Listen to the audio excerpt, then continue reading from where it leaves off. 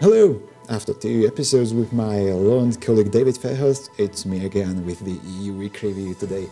Welcome! Reflecting on the conference on the future of Europe, the EU said this week that it would work to create a European geopolitical community that would be a sort of waiting room with privileges for neighboring countries hoping to join the bloc.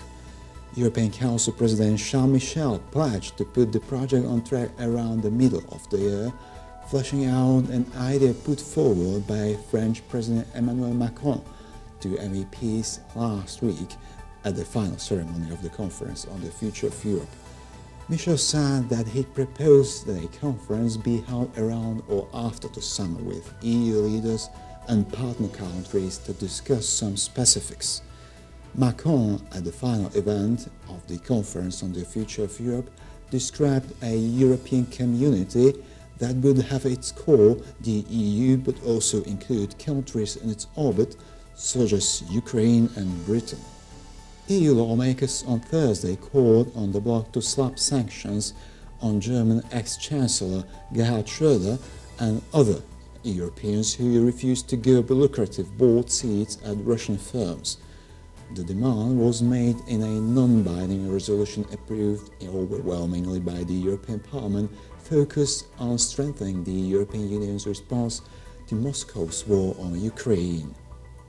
European Union lawmakers have voted to suspend import duties on all Ukrainian exports for a year to support the war-torn country's economy. The measure covers industrial products, fruits, vegetables and steel. The EU is Ukraine's most important trading partner, accounting for more than 40% of its total trade in goods last year. Before the war, Ukraine was the EU's 15th largest trading partner, representing around 1.2% of overall EU trade.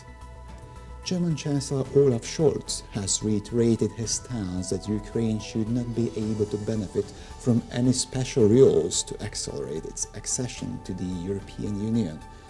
The fact that there are no shortcuts on the way to the EU is also an imperative of fairness towards the 6 nations of the Western Balkans, Scholz said in Parliament in Berlin on Thursday.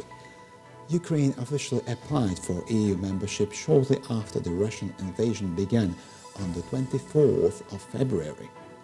The European Union will have to invest up to 300 billion euros by 2030 to become independent of Russian energy imports.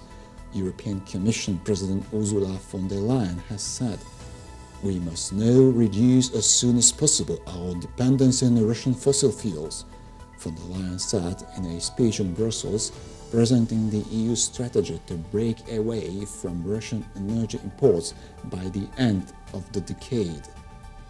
The Council of the European Union and the European Parliament on Thursday reached an agreement on a proposal for a regulation on natural gas storage to improve the security of supply in the current geopolitical context. The 2 legislative bodies agreed that underground gas storage facilities in the EU should be filled to at least 80% of the capacity for the upcoming winter season and to 90% thereafter. That's it for this episode. See you here on Tasa TV next week.